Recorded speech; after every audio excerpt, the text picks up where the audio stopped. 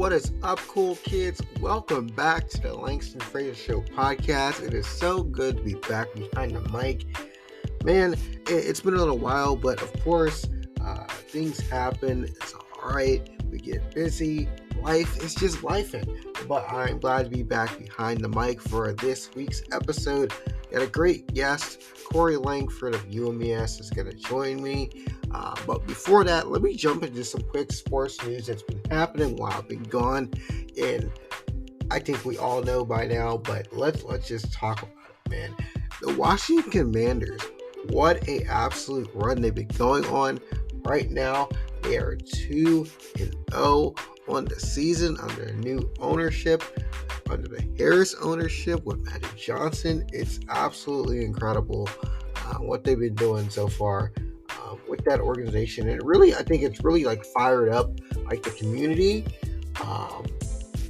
and how people are really getting behind this team. They're third in the NFC East as of right now, as recording this episode, which is so cool. But they've really been going after it, you know what I mean? So they're 2-0. They went really, really well in the preseason as well. But right now, we're in the thick of things. Obviously, we're behind the Eagles, up the Giants, but we're 2-0. We're feeling good, and we're going to keep it rolling in the NFC East standings. All right, got to talk about my Terps, the Maryland Terrapins, the football team. Obviously, all the sports are good there. But the Maryland Terrapins, the football team right now is really firing. You know, obviously, we had two games that started not so well, 14-0 after the first quarter. We came back, won those two games, which is absolutely incredible. And actually, I went to last Friday night's game, which was against a really, really good competitive team in Virginia, bringing up that old ACC rivalry. Won that game 42-14. And then right now, this week, we are on the way to play Michigan State. Obviously, Michigan State has been in the news for all the wrong issues. I'm not even going to hash it out because we all know what's happening over there. But obviously, best of luck to that program. I hope to get past it. But yeah, Terps are feeling good right now. 3-0 overall. One against Towson, 38-6. One against Charlotte on national TV, 38-20. And just this past week, obviously, again, we won against Virginia, 42-14. What an amazing game. And then also the Ravens. The Ravens are 2-0 in the season already. So the DMV is really playing strong sports when it comes to football. Obviously, baseball's on a roll. They've been playing well all season. And they have clinched their postseason dreams for this season, which is going to be incredible to watch. They're leading the American League East with 94 games won so far. They only lost 56. Obviously, their percentage is 627 on the win charts right now, so they're feeling good.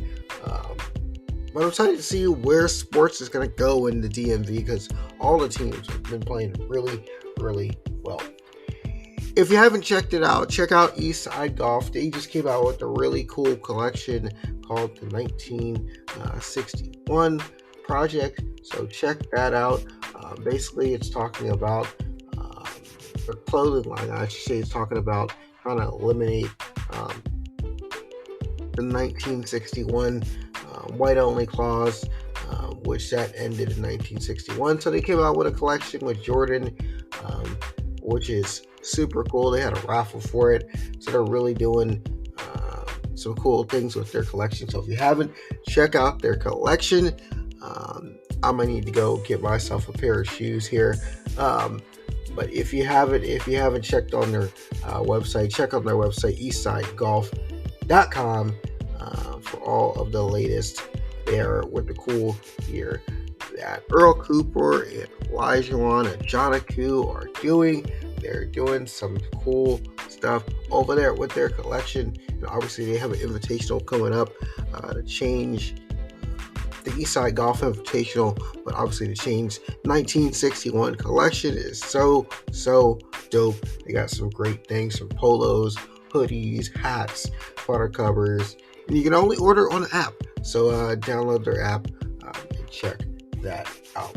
Let's get into some PGA of America news. Just released on 18th yesterday. PGA announced their 2023 Hall of Fame class. It's being headlined by some big names in the industry. Robert Dolan, past PGA President Susie Whaley, and the one and only Jim Nance is in the hunt as well. Basically, Bob Dolan is in the PGA Professional category. We'll see if he wins it in November. Mid-Atlantic guy, where I'm located at, in that section, one of the staples of this PGA of America section. So we'll see if he wins that nomination. Susie Whaley is also in the hunt for the past PGA President category. Most likely she'll get it. She's been honored a couple times this year. Obviously, from the Connecticut Hall of Fame inductee, from the Connecticut Golf Sports Hall of Fame inductee as well, and the Greater Syracuse Sports Hall of Fame member. So I think the PGA is what's coming next.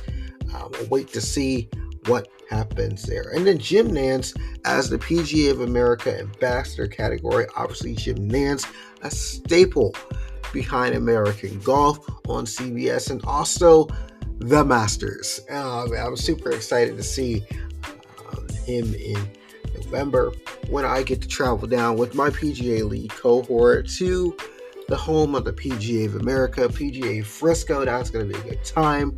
Also, a few weeks ago, just got back from Chicago, Illinois, where we met with a whole bunch of stakeholders, talking about the game of golf, and how the game of golf is really evolving over these last 2 or 3 years, and how we're putting steps in place to kind of move golf forward through diversity, inclusion, different initiatives, and so much more. So that's that. I got 2 more things for you. If you're sleeping under a rock, I don't know what to tell you, but the Solheim Cup is taking place this week. Obviously, it's the U.S. versus the Team Europe, taking place in Spain. Obviously, you got some headliners on the USA side: Stacey Lewis, Angela Stanford, Morgan Pressel, all as captains. Natalie Gobis also as the vice captain as well. And then you look at the team, stack team: Lilia Vu, Nelly Accorda, Allison Corpuz, Megan King, Jennifer Cupso, Danielle King, Andrea Lee, Lexi Thompson, Rose Zhang, absolute baller, wins on her first ever LPGA Tour event earlier this year. Absolutely incredible. Angela Yee also is on the team. Allie Ewing, Cheyenne Knight rounds out that team. I think they have a really strong team this year, and we'll see what happens when they hit the ground against the Team Europe side over in Spain this week. Suzanne Pedersen leads up Team Europe. Obviously, Laura Davies, incredible champion in herself in her own right. Anna Nordquist is also a vice captain, but let's just talk about some of this team.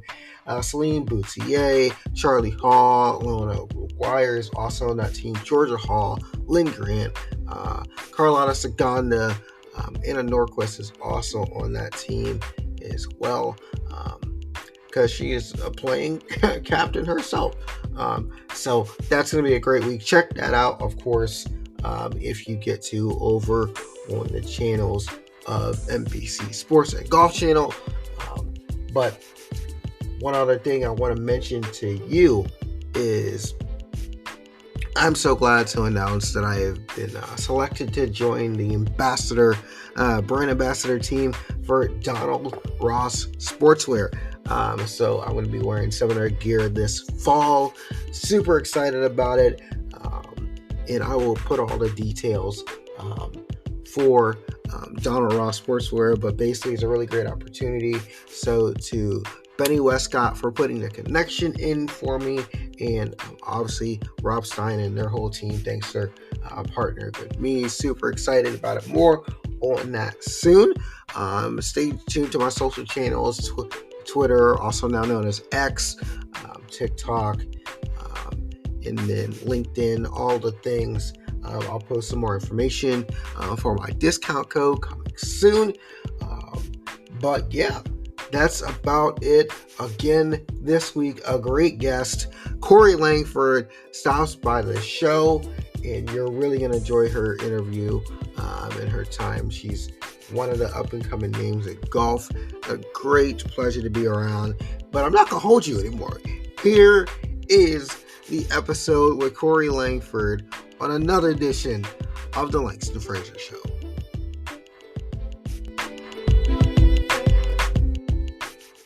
And it's really, really good to talk to young people. I love talking to young people, and like I say young people, but I'm not young. I'm only 26. Right.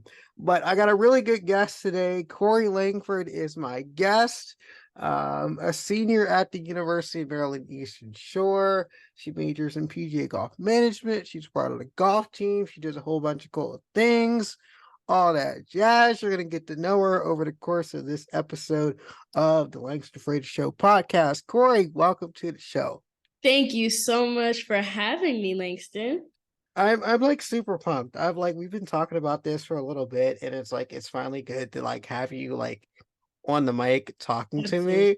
Like it's good. It's good to like catch up, and like there's so much going on in golf right now, and just like the business of sports and like the world.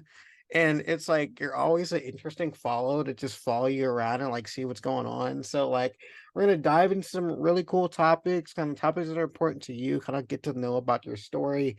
Because obviously this podcast is about kind of getting to know the up and coming names in the industry, and I definitely think you're one of those names that people need to know of. So yeah, can you kind of tell us who you are, and kind of your story? Sure. Well, hi, everybody. My name is Cori Langford. Like Langston said, I am a senior at the University of Maryland Eastern Shore. Go Hawks! I And love it. I was originally born in Long Island, New York, and I moved down to Columbia, South Carolina when I was about 10 or 11 years old.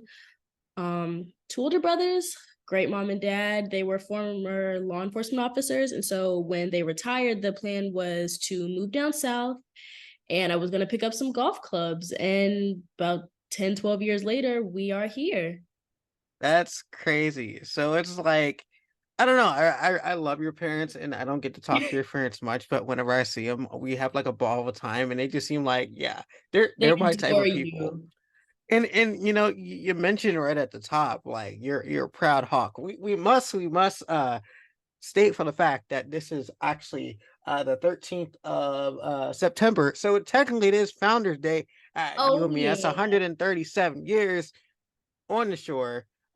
So yeah, happy Founders Day to UMS. If we Happy if we Father's we be Day. reminiscent, we didn't mention it. Proud Hawks over here. Proud But Hawk. I love that story of how your parents were in law enforcement, and how they kind of said they were gonna retire and moved you down south. So like you're a Southern gal. I like Southern. I am. I am. And I'm a New Yorker at heart. Everybody knows I eat, sleep, and breathe the streets of the jungle, but I definitely am a South Carolina girly. Right. So talk about kind of your story coming through golf. Why golf?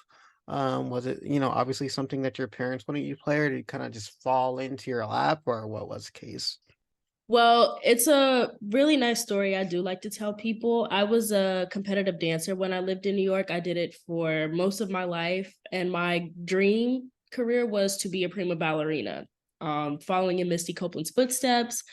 But like I said, when my parents retired and we moved down south, he had a whole set plan of we're moving down south, we're gonna move into a neighborhood with a golf course, and you're gonna play golf, and you're gonna get these accolades at this stage in your life. And to my dad's credit, he was absolutely right. I tell people this all the time and it makes them chuckle. He took a very Joe Jackson-esque approach to golf. And it definitely made me who I am today for multiple reasons, which we could get into. But he had a vision that nobody else believed in, nobody else saw. and he threw me into golfing lessons when I was about 11 years old, when I was in the 5th grade. And I didn't start playing competitively until the 8th grade. But I joined the high school golf team when I was in the 8th grade. And I lettered also that year. And through years of playing on that team and competing in outside tournaments, I was able to improve my game enough to where I was able to help my team win our first 5A state championship. So that was a huge milestone for me in my golfing career. But the simple question of why golf, why not golf? Now that I've been in it for so long, I see the benefits of it from a player standpoint, from a business standpoint, and just how much it's helped me with my physical health as well. So I'm telling people every day, pick up a golf club at least once in your life, even if it's Top Golf or Putt Putt or whatever. But there's so many reasons as to why golf, but definitely my dad is my answer. I love that, especially because people don't really think of golf as a sport. I think what solidified it for me, obviously we started playing just around the same time. I started playing fourth grade. Because obviously y'all know I'm hearing impaired on both sides. I can't play contact sports. Picked up tennis for a hot minute and tennis wasn't it. So I switched to golf. But yeah, I kind of started the first tee program and we have kind of a similar path as like, being on that track to like that benchmark of what people want us to be, but finding that connection that's just outside the sport now that we're older and we're kind of like moving through life and through the business aspect of it from playing side, and a business aspect of it that it really, you know, kind of affects everything you do Yep. if you really think about it. And I think that's really cool that you kind of think of it more now as a mental part of your life, just just a hobby. Because obviously golf is an Olympic sport now, so we're like official Sure because we're is. playing golf in the Olympics. But talk about how your kind of your upbringing of kind of golf. Obviously you won your state championship when you're in high school, in South Carolina. Kind of talk about that journey, of you playing competitive golf in high school. So I started competitive golf, I would say in middle school, maybe like my 8th grade year of middle school. And it was very intimidating at first. I really didn't know what to expect because, like I said, going from being a competitive dancer to a competitive golfer, it's like I'm using all of my body in a different way. And I'm surrounded by a completely different group of girls. And I am Black, and a lot of the girls that played down south were not. And that's completely fine. But I think I let myself get intimidated by that. But my parents are so strong minded and so supportive that they gave me so much confidence to just play my best game, just hear my dad's voice in the back of my head and just not feel with my hands, but just feel with my mind and just let the swing execute itself. But as far as competitive golf, I loved it. I've met some of my closest friends through competitive golf, and it's put me in spaces between that and my academics to where I was actually nominated to go to the Black Girls Golf Summit with Miss Tiffany a long time ago. I must have been a sophomore in high school at the time, and that's actually where I met Jasmine and I met Coach Dylan. And so competitive golf, like I said, has given me some of my best friends who I've played against since I've been in college and on the tournament circuit. And I know that we're going to have that strong bond even after we finish college golf. And some people may not even pick up another club in their life, but to have that resource of, hey, I know you way back when, and they could be on TV, they could be my doctor, they could be my podiatrist. But just having that sense of community amongst girls that may look just like me or look nothing like me, it's great because I had an older brother, or I have an older brother who played basketball and he traveled for AAU all the time and made such good friends. And I missed that with dance because you had to pretty much stay within your dance group, like your troop. But with golf, I was traveling state to state. I've been across the country, going to different places playing golf and competitively.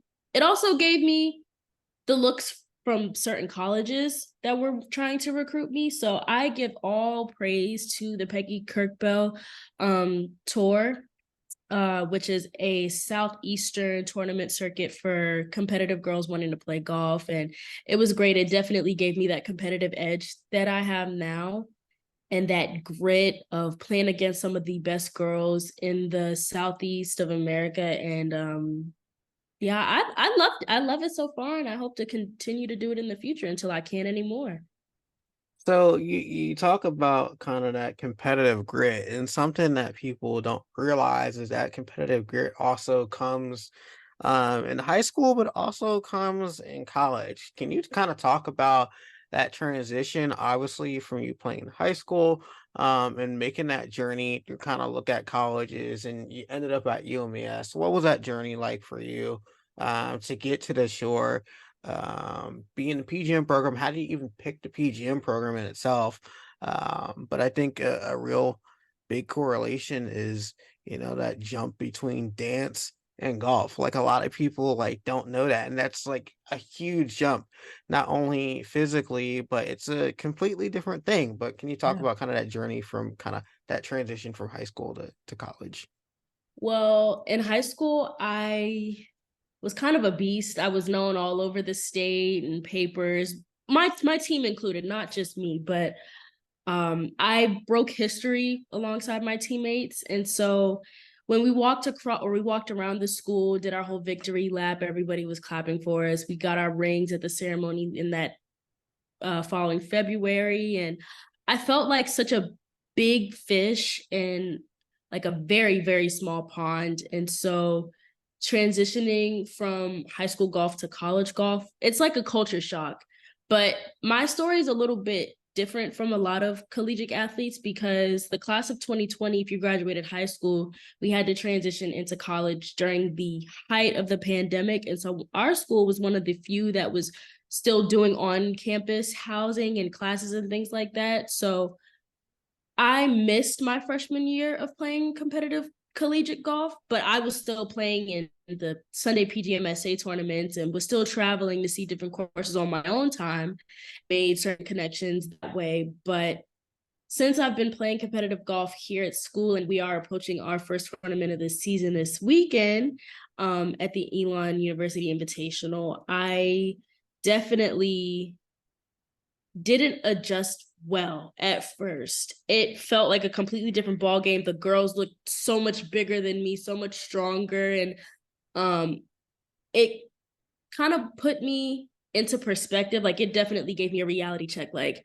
you had all of these accolades in high school and made all of these connections and stuff like that down south, and then you come up to Maryland, where I knew nobody, and it was kind of like starting over, but it was great because college is completely different from high school and from just any other space that I've been in my life. So I definitely have learned a lot since and have learned how to make a whole new set of connections for myself and how to share my brand with other people. But I definitely think that going from high school golf to college golf for everybody, it's a little hard at first, especially when you're dealing with new coaching staff. You've got people that play differently than what you're used to seeing. But it's been a good journey so far, and like I said, I'm excited to see what I can do in my senior season. Interesting. I like that. Can you kind of talk about your college experience? Because obviously, if you have the opportunity to play college golf, let alone at a D1 university, can you kind of talk about the academic portion? Can you kind of tell people about your major that may not know the PGA Golf Management Program, kind of how you settled on that major, Absolutely. and kind of that journey? Sure. Well, it kind of starts with how I got to the University of Maryland Eastern Shore at the start. When I was a freshman in high school, transitioning into my sophomore year, my dad was like, "Okay, we've got to start looking for schools." So what he did was we went to all D1 schools that had golf teams for women. But we at first looked all over the country from Hawaii Pacific all the way down to Florida Gulf Coast University. And my dad was like, shoot for his thing it started when I was maybe 4 or 5 years old, shoot for Stanford and you'll land amongst any other great school. So I've always had high um goals and a high view of where I wanted to be in school. But as I started narrowing it down and schools were coming out to see me play. And I was, at some point, it seemed like I might have been soliciting some schools. I was really hassling them and, you haven't come see me play. You haven't responded to my email. This is me. This is what I have to offer. And I was really like selling myself between my parents and I. But Coach Jamila, who was the coach at the time, when I, like I said, was a freshman in high school, she reached back out to me. She was one of the first coaches to reach back out and was just inquiring about me on a more personal level rather than strictly golf, strictly school. And so that made me feel a lot more secure in looking at the university, because I had never heard of UMES before. A lot of people might say, yeah, I didn't know anything about the school until I got here. But I drove down to Pine Mountain, Georgia, where a lot of the HBCU women's teams were having a huge tournament. And that's when I met a lot of great girls. I met Bree, I met Sumaya, I met I'm not sure if Jasmine was there, but I know Alicia was there. So they've known me since I was like 15, 16 years old. And so Coach Johnson stayed in contact with me all throughout the rest of my high school career. And so, like I said, when I met Coach Dylan and Jasmine at the Black Girls Golf Summit, it just solidified like that's where I want to go to school. But what I didn't know was that UMES had a PGM program. I didn't know what it stood for, didn't know what it meant. And when I was signing on the dotted line, as an athlete, Coach Dylan called me, congratulating me, and asked me if I wanted to sign up for the PGM program as my degree. And so I'm doing a little Google schmoogle as we're on the phone, because I'm like, yeah. And he was kind of like, I guess, already signing me up behind the scenes, which at the time I was furious about. But now that I look back on it, I'm so thankful, because what I wanted to major in was political science with a minor in American Sign Language. And though I am still minoring in American Sign Language, I feel like I wouldn't have known what to specifically do with my political science degree, because I would have had so many different avenues I wanted to travel down. But with the professional golf management program, it's given me some of my best friends that aren't even here at the shore. I was actually invited to go to the PGA annual meeting last year in Arizona, and it was a beautiful experience. I shook so many hands with a lot of important people, really made my name stand out. And I was just so inquisitive, because I did not know what the PGA of America really did behind the scenes. I just knew that they're kind of like the motherboard for the sport that we all love so much. So the PGM program has taken me to different places across the country. It's put me in a completely different mindset, because the work that we have to do is completely different. I'm taking hospitality courses, food service courses, golf management courses, and it's teaching me how to be a better cook, a better maintenance keeper if I wanted to go down that path. It's taught me about how to really understand the behind the scenes of a business, which I'm much more appreciative of the front office sector that has to keep a hotel and resort together.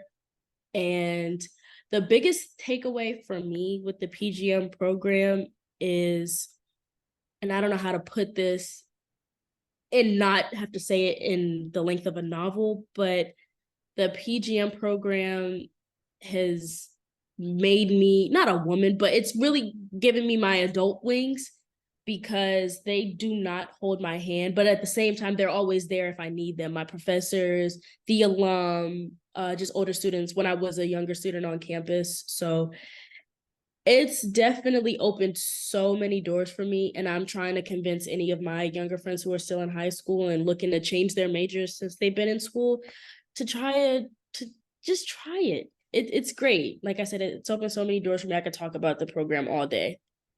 What's your perception of, obviously you get this backing of a major, organization like the PGA of America. What was kind of your perspective of, the PGA of America back when you were maybe a freshman or sophomore, and then you get to go to this annual meeting and you're sitting down with the presidents and the vice presidents and all these district directors, And then you meet the PGA League cohort and the other students who go to different universities.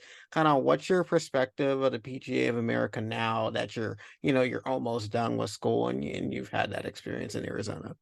That's crazy. Hearing the terms "I'm almost done with school," that's crazy. But Yeah, you're almost done. You're a senior, unless you want man, to fifth year, unless you want to announce something on this podcast real quick. She's thinking about it, folks. She's I'm just thinking looking at me about it, y'all. I'm sideways. thinking She's about thinking about it. it. But what I thought about the PGA of America and its staff members before, and now that I've been on the other side and seen them in person shaking a whole lot of hands, I thought they were all like robots. I didn't think they cared about anything but golf, golf, golf. And I didn't think I really, if I'm speaking 100% honest, I really thought they still viewed it as nothing but a rich white man's sport. And when I met the former president, Tim Anderson or Jim Anderson, and he pulled me to the side, shook my hand, and then said, "Come and sit down and talk to me." We spoke for a brief minute, and he's such a family man. And so when he was officially handing his position over to his at the time VP, it was a beautiful sight to see him embrace his wife and his daughter, and how his main goal is to just spend more time with his daughter, watch her grow up, and love on his wife as much as he could because he missed out during his time as being president. And they want to see the game of golf and the business of golf grow into so many different avenues.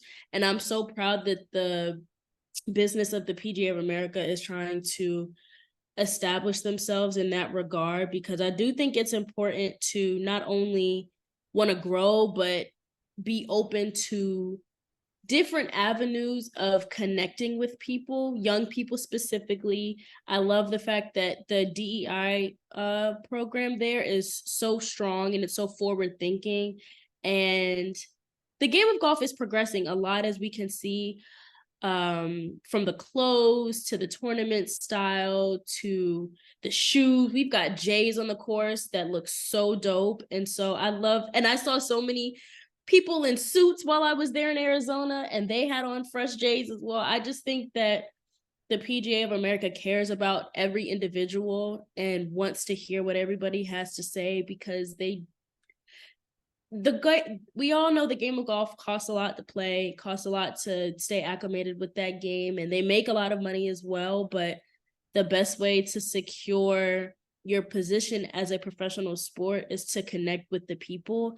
And I clearly, without a doubt, would say that the members and staff at the PGA of America are definitely trying to do that and then some. And I can't wait to see what they have to do in the future. I think you raise a really good point of how the PGA tries to embrace not only its members and its associates, but also its students. Because they realize that, the backbone of the industry really can serves and really consists of people that are interested in the game, that are willing to serve other people, and the fact that they're making a real effort to kind of bring diversity, equity, inclusion kind of into the fabric of what they do. You mentioned something that I really really like. Jim Richardson, when he was president, really made a effort to kind of bring D&I into the fold, whether it's revamping the PGA lead program, making sure the students got down, um, to the annual meeting where they got to see like the impact of rules and regulations and bylaws that are going to affect them when they become members in 2 to 3 years. But then you also mentioned something else when he was kind of handing over to his VP, who's now the president of the PGA of America, Jim Lindner, out of the Country Club of Lansing, who were just about a month shy before it turns over again. And that will now go to the VP of the PGA of America, who is Don Ray, who is a big, massive fan of wearing Jordans. He's Great awesome. guy.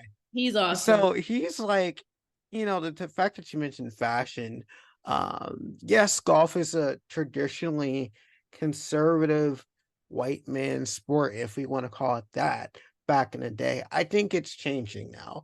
And Mhm. it's becoming more diverse for the people that play golf, fashion that's allowed on the golf course, from wearing J's to, mock neck collars and, wearing whatever you're gonna wear. And just not the fashion, but the type of people that play golf. Something that really um connects us and something that we're really passionate about is kind of inclusion in the game. Obviously, the PGA of America has a tough history, right? It wasn't picture clean. Obviously, the white only clause was there until I think 61, if I'm not mistaken. So And then women being PGA members was after that. Um, what's your kind of outlook of having minority members, whether it's male, female, sexual orientation, nationality, kind of in the game of golf now compared to years ago when they weren't? I think diversity, equity, and inclusion is probably the best thing that the PGA of America has ever implemented, because you're going to open the door for so many different groups of people who might have never taken an interest in golf before to now be ecstatic to pick up a golf club in the first place. And for me personally, I never saw anybody that looked like me on the golf course. And when I say looks like me, I'm dark skinned and I rock a fro on the course if I want to. And so I get a lot of eyes that'll, turn at me, and not even in a bad way, just an inquisitive way. And so I'll make new friends, or I'll meet an older woman there and we'll chop it up. We'll talk about hair and nails and golf and whatnot. And so just bridging that gap between races, between genders, between two different people, and we could look just alike, but you may be from Colorado and I may be from New York, and so we have things to talk about in that regard. You may be from a different social class than I am, but because oh, hello, Yeah, I'm good. I don't know what that was. I think I got a phone call. I'm sorry about that. But it's what I've noticed now, even after watching the movie Playing Through, which is about, I'm so sorry, I got another phone call.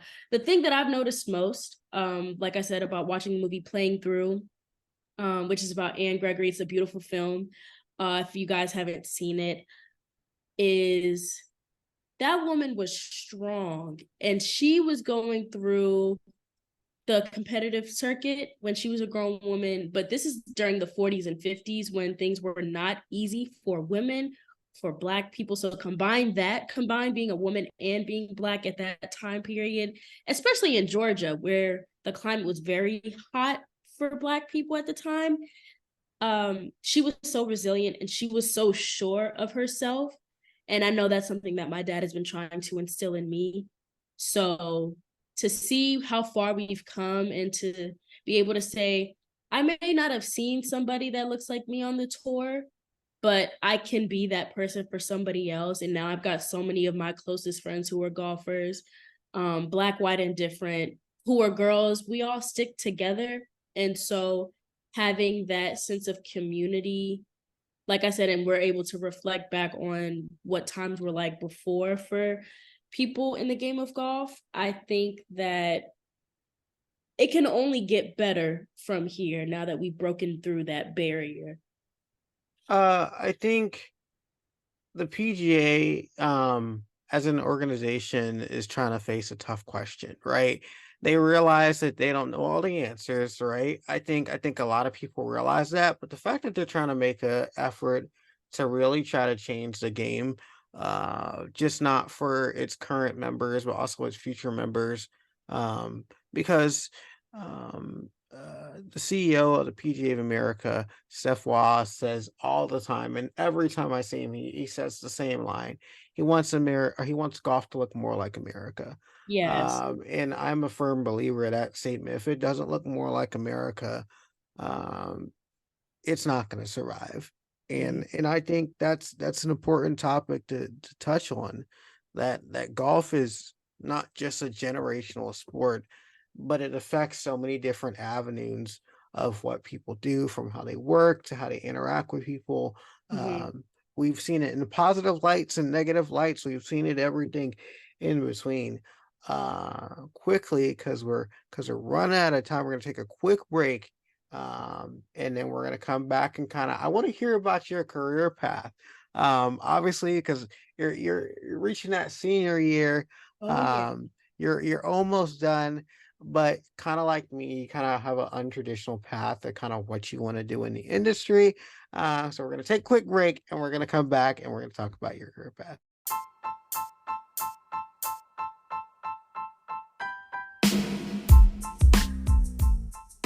Hey guys, just wanted to take a quick break to tell you about the all new Apex Pro Series irons. These irons are built to the highest standard.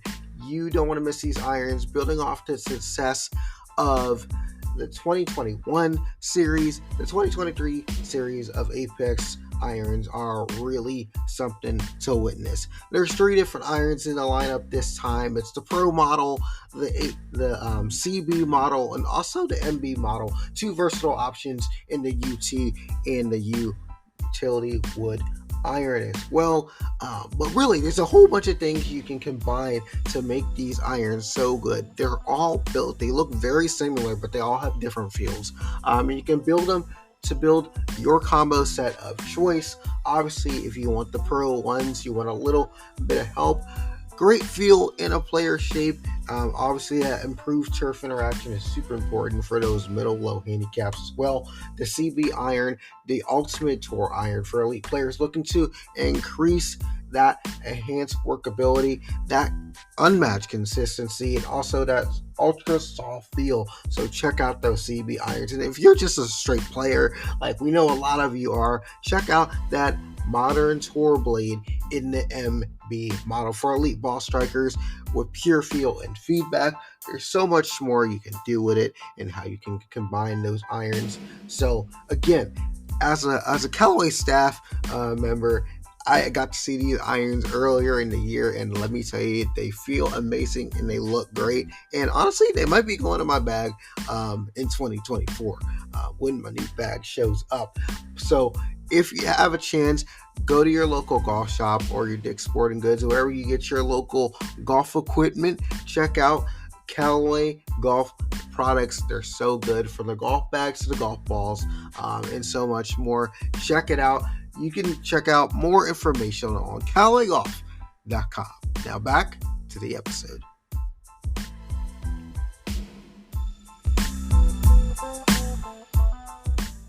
Cori Langford of UMES joins me. She's a senior there. We're before the break. We took a quick little break. I wanted to hear about your career path, because obviously you have a real passion for kind of being on social media. But everybody's on social media, but you're actually making it like a career. Can you talk about kind of your career path, and some of the internships that you've done, and kind of where you're gonna go maybe 5-10 years in the future? Sure. So when I first signed up for the PGM program, I didn't know what it could do for me. I didn't know what I wanted to do. I just know I wanted to include golf and my love of writing and public speaking. So now that I've got 3 years under my belt and I'm almost done with school, and I've been on some internships, I've met a lot of people throughout different seminars and events I've been invited to.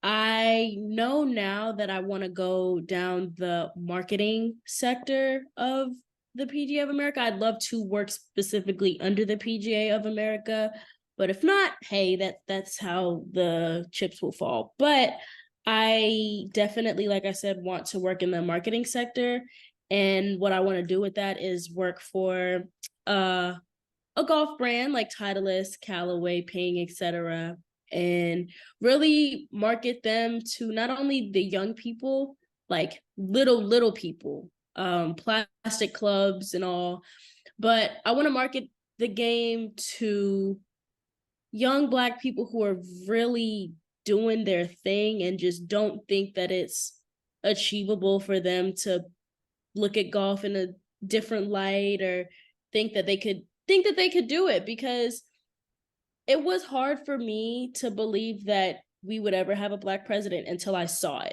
You know, people might have said the same thing about Black people playing golf until they saw Tiger. Same thing with Venus and Serena with tennis, or somebody who's gay who sees their favorite gay actor win an Oscar or whatever. So I definitely want to bridge that gap, like I said, for super little people and for young guys and girls who look like me and my brothers. My end goal though with my career is to commentate for the LPGA because I love to talk. I love to crack jokes with older guys. I love to watch the women play, as well as the guys. And as far as the guys can hit the ball, there's nothing like watching women play because I think they play with so much more swag and they carry themselves with a lot more poise. I don't know. I mean, they make it look so dainty and ladylike, but so cool at the same time. And being able to say I'm a part of that community is kind of cool. But I'd love to hear what the women have to say and ask them more personal questions after their rounds because I feel like they ask them the same 3, 4, 5 cut and dry questions and answers, and then they go home and then they have a completely different life outside of golf. So I'd love to get to know those women and really share their stories in the few minutes I may have to speak with them. But to be able to observe, watch, and talk about in a real time what I'm seeing on the golf course, uh fingers crossed if I ever do get to commentate for the LPGA, I want to talk about it in a much more digestible manner, whereas it seems like commentators are just throwing words at you and they're speaking in such a soft tone, so it sounds cool, but it's like the words are going in one ear and out the other. So I really want to relay the game back and what we're seeing on screen to the viewer in a more personable way.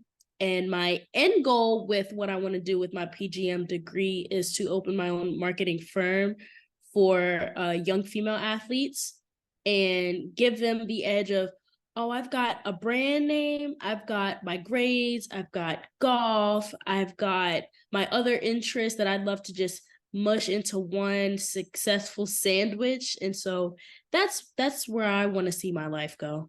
She out here giving y'all little gems, y'all. I'm pumped right now. The fact that you just mentioned that you love to watch, the LPGA tour, that's my favorite thing to watch. Why? Mhm. Because their swings are so consistent. It doesn't Yes. change. They don't bomb the ball hella far, but they hit it a long way, and they're really, really nice from what I've seen, from some of the ones that I've met, and just being around, you know, college golf or collegiate golf, I should say, and junior golf.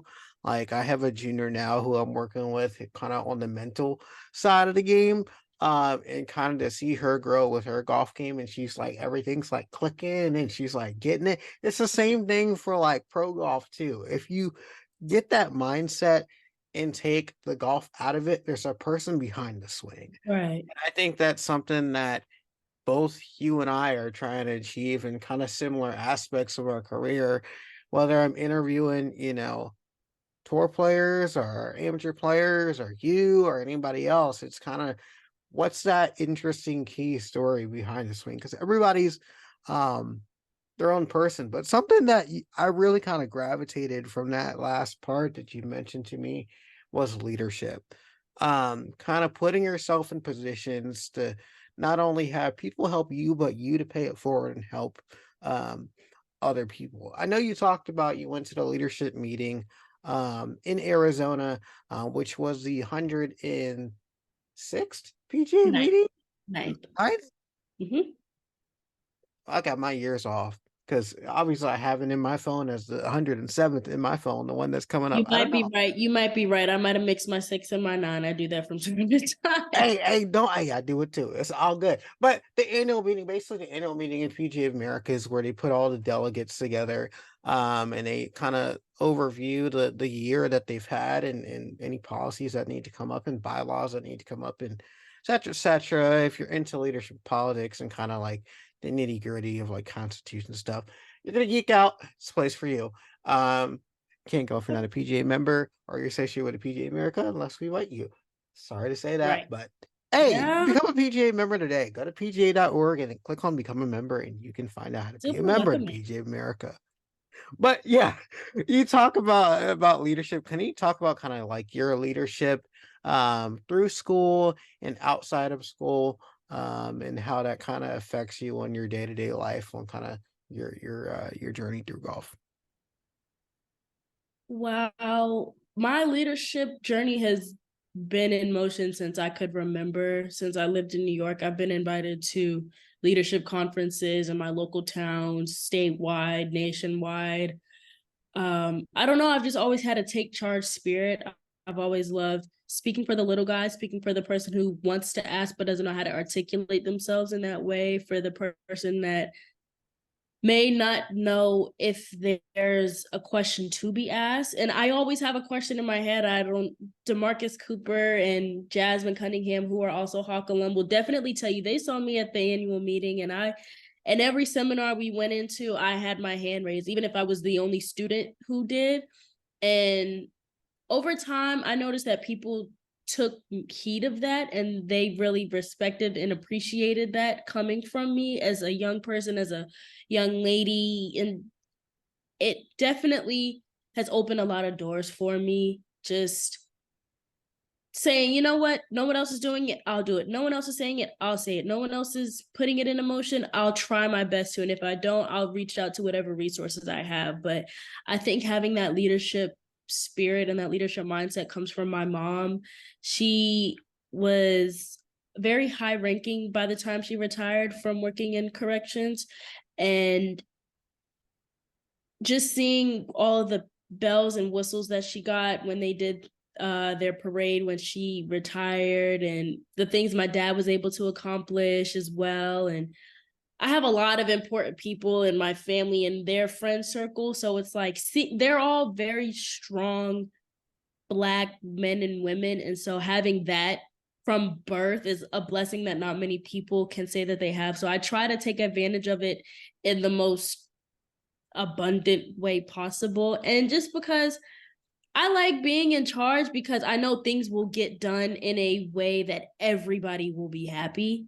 And so I think when I felt as though I couldn't lead or didn't have a certain sense of control over a situation, I would feel the need to always correct someone, or throw my 2 cents in. And it was never in a combative way. It was just, oh, I always had something to add, or I always had something that needs to be addressed, because things will never be perfect. But if you've got your foot on everybody's necks, like, hey, these things still have not been addressed, so Right. on, It's being you'll constructive, really, but also being, paying it forward for yeah, what needs to happen. absolutely. Makes sense.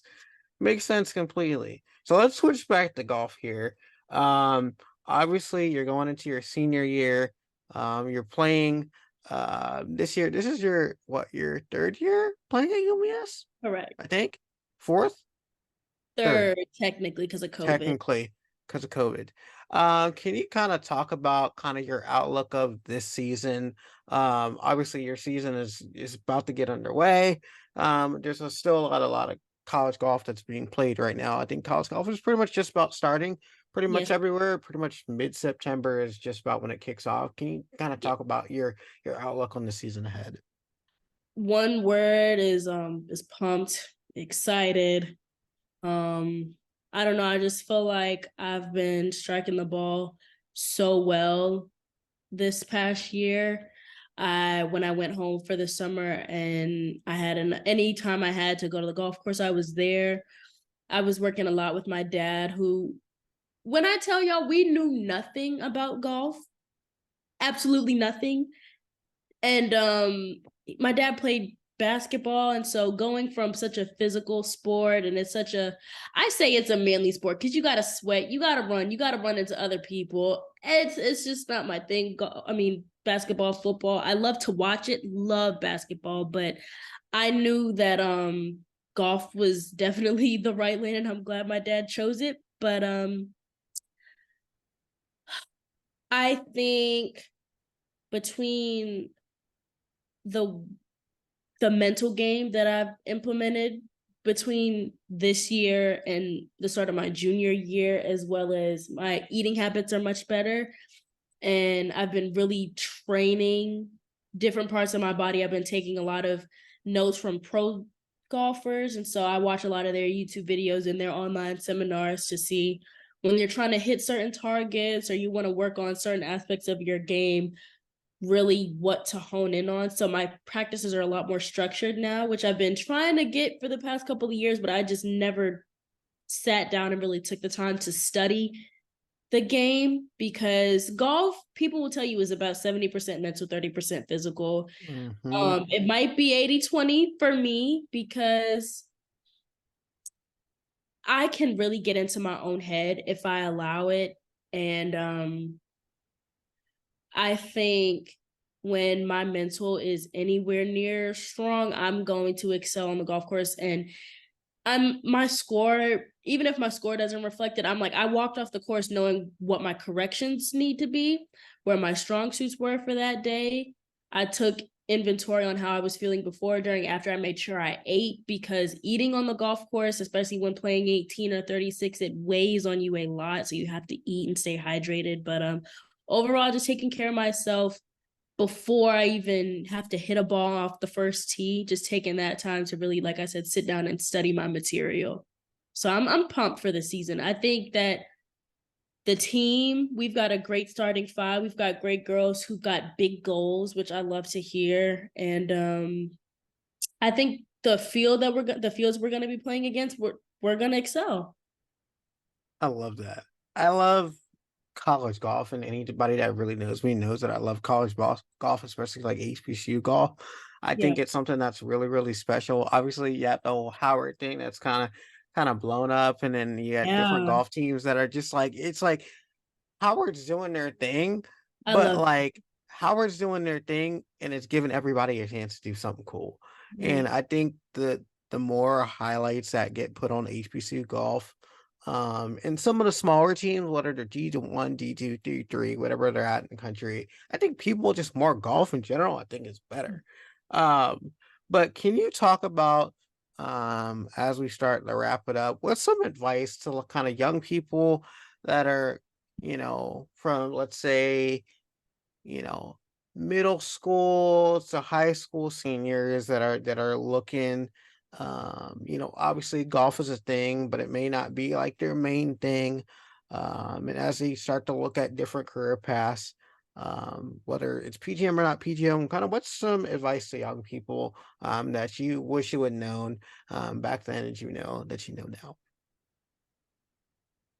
Whatever or wherever you think you want to live after school, look around that area, see what the jobs pay, see what the schools are like in that area, and never sell yourself short. Even if you're like, oh, I only have a 3.1 GPA, a 2.6, I may have a 4.0, but you're not dreaming big. Dream as big as you can. Dream for Oxford and Stanford and Harvard, because if you set your goals super high, you can only fall amongst still great things.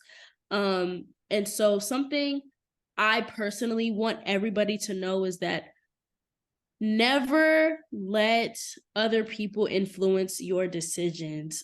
Stay true to what you want to do. If you know you're an artist at heart and you've got other people telling you to be a doctor, yeah, that might get you more money or whatever. But if your pure talent and your knowledge and your passion will pour through and be much more visible in the art field rather than the medical field, pursue that. But in the meantime, you also have to be realistic. Like, the prices for everything, like the economy right now is in such a crappy place, and I hate to see that young professionals who are just finishing school or grad school or whatever are struggling to really get the things that they deserve in life. So put yourself in a position where you can still be comfortable, but if you can be financially comfortable and stable and do what you love, I think that's one of the best recipes for like pure happiness at the end of the day.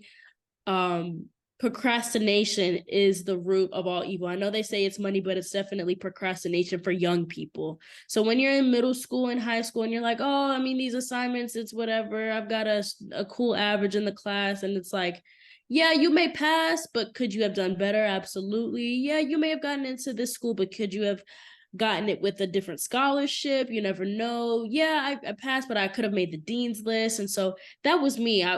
Even when I first started college, I was like, I mean, I just want to pass. I always heard the term "C's get degrees," Agrees, yep. which they do. Trust me, but if you can put yourself in a different caliber from other people who are competing for the same positions and the same roles and the same seats as you, just find a way to make yourself stand out. And you can't do that by waiting until the last minute for a deadline or to call that person back that you were supposed to follow up with. And to parlay that into my last answer, I would say shake as many hands as possible. And that doesn't even have to be physical, but just reach out and send a random email to your favorite basketball player or the person at a firm you might be looking to intern at or whatever, and say, hello, my name is such and such. This is what I have to offer. Here's resume, cover letter, and just show them that you have the initiative and that you have the real wanting of that business relationship with someone. Because I sent emails to Rick Ross, Kevin Durant, Rock Nation, Tiger Woods. I was reaching out to any and everybody that I could to either get some funding for the program, for the team, just to get my name out there. And so I've made a whole bunch of different connections throughout my journey. And I have to give all of that credit to my dad, because he was the one telling me, listen, DJ Khaled is getting into this golf thing. You need to tap in with him. And I still have no success. So fingers crossed, he may hear this one day. And see that I've tagged him in a couple of my Twitter posts about golf. But I definitely think that procrastination is the root of all evil. Shake hands with as many people as you can and to dream big. But I love that. Be realistic, but dream big. I like that. As we wrap up here, I like to do my final stretch, which is literally I'm gonna hit you with 6 questions real quick, rapid fire.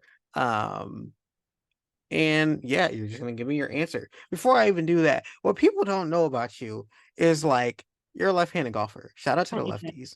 Shout out to the lefties. Because a lot of because lefties don't get no love. I hate to say it. I've been playing this game for too long, and every time I play, they're like, "Oh, you're left-handed."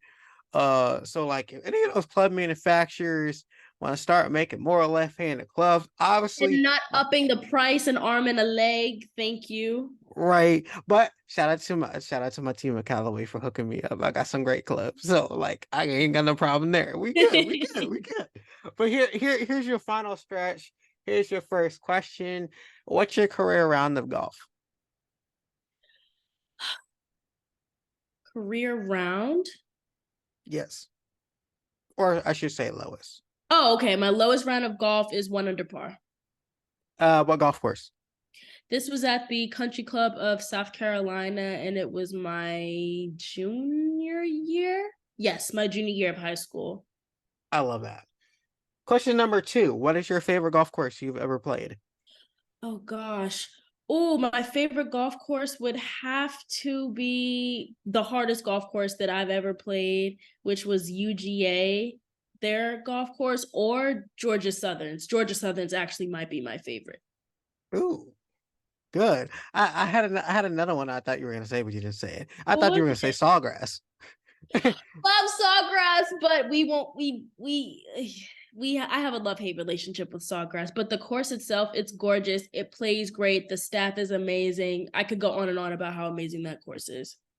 We'd have blast at Sawgrass when we played. Had a ball. Oh yeah. What's in your bag right now? What's in your golf bag? What's in my golf bag as I'm looking at it right now? I've got a Callaway Epic Flash driver and a matching 3-wood. I've got a Mizuno 4 hybrid, and then I've got TaylorMade irons from my 5-iron all the way down to my, how far does it go? Down to my 9, and then my pitching wedge. No, I'm sorry, into my pitching wedge, and then my gap wedge and my 58 degree are Cleveland, and then I've got a Ping putter. I've got my lucky hat, my red Nike Dry Fit. I've got 3 gloves. I've got a pair of socks. I always keep some Gatorade shoes, boatloads of tees, short, medium, long. I've got 2 towels and my lucky picture of my grandmother that I like to keep in there, and a couple Sharpies. Ooh, what's your Sharpie color choice? Purple and green. Green for money because golf is gonna make me so much money one day, and purple just because I feel like purple is the color of royalty, and that's how I want to be perceived when I'm on that golf course. I like that. I like that. All right. Question number 5. No, number 4. What is your favorite golf memory? Making a hole in one in front of my dad. That sounds so corny, but I would say winning a 5A state championship, but that was a team effort. And so I can never, ever take all of the credit for that. But hitting that hole in one, having my dad there who got me into the game of golf in the first place, it's one of the best things I've ever done. And so I gave him that ball. And yeah. Question number 5. What is your pet peeve on a golf course? Taking too long to hit a shot. People will wiggle their clubs like 13, 14 times before they're ready. And then they hit it bad. And then they're like, I don't know what happened. You let your muscles tense up. You overthought. You're standing over the ball for too long. Align your shot. Take your practice swing. Go back, align your shot, and just hit the ball, you know? But at the same time, you're not hitting the ball. You're swinging the club. So just feel it. Don't overthink it too much. Ooh, I feel like she was trying to call shots at Brian Harmon, but he a fellow lefty. But like, she didn't mention my name, so we'll just assume No that names. it's not him. I don't know. I don't know. I don't know. I don't know. And the final question: what is your dream foursome that are alive? That are alive. It would have to be myself, Rory McIlroy, of course, Tiger Woods. So many questions. And then my girl Mariah Stackhouse. I look up to her so highly. She's a beast. I watched her in college. So and she played for freaking Stanford. Like that's just amazing to me. And so now to see her playing in more professional events, I've watched her journey. So I would just love to chop it up with her and possibly become homegirls, all that jazz. Ooh, I like that. So that's like technically a foursome, but also like a dream fivesome because you obviously no, that is foursome because you didn't include yourself. I already said 5. No, Mm-hmm. it's No. foursome. Foursome. Wait, yeah, that is foursome. I Mm-hmm. like that. What golf course? Do you have a golf course for your dream foursome? Anywhere in the world. Flights paid, hotel paid. Where you going? Well, I've heard Ireland or is it Scotland have beautiful courses. I've just always wanted to play golf over there. But my dream course, of course, I've got to say Augusta National. Of course, I have to say that. Duh. What a great pick. Of course. Sunshiny, not a cloud in the sky. And Nice. it's close to home. It's like only a couple hours, maybe like 2.5 hours from my house. Shoot. Why not? I love that. Well, Cori, thank you for joining me. I really, really appreciate it. It's very long overdue.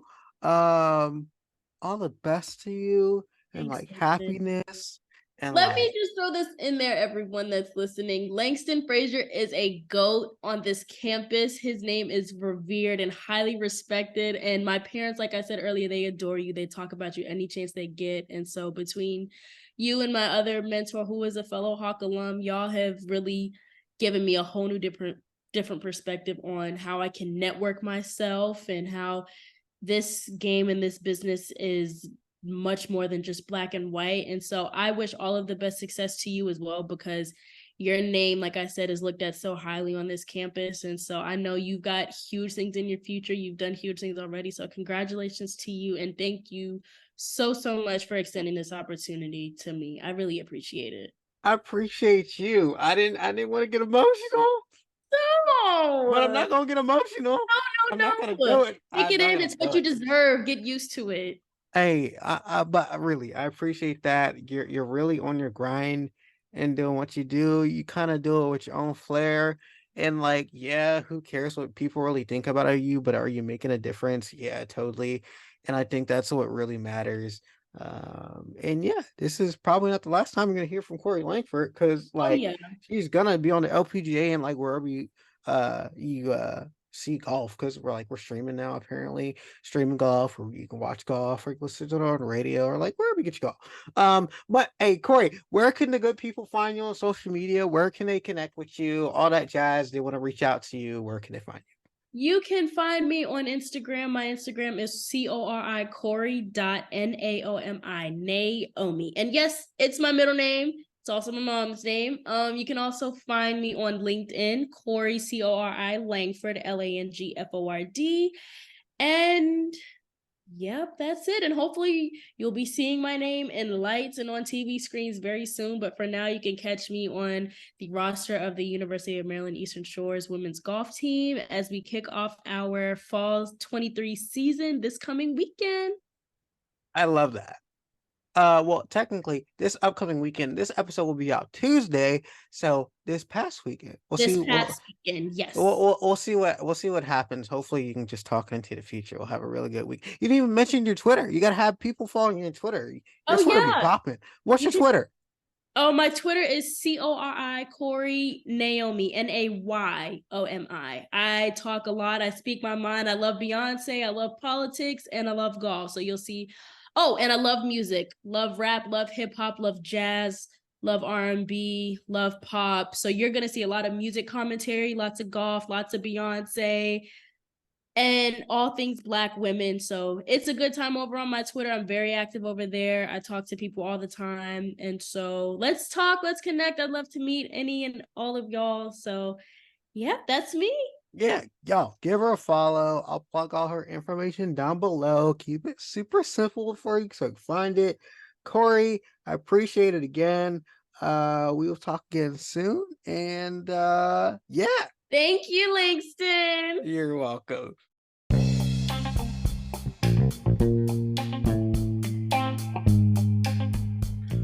Folks, that's the episode for this week. I hope you enjoyed my time with Cori Langford. Again, if you want to check out all her social media channels are linked below. Coming up soon, I will have more information, obviously, on my great partnership as a brand ambassador with Donald Ross Sportswear. Stay tuned to my social channels. Again, I'll give you more information when that shows up. Stay locked in. If you missed any of the recent episodes, don't forget to check them out. You can get the Langston Frater Show podcast wherever you get your favorite podcast. Don't forget to subscribe. Don't forget to share. Leave a 5-star rating.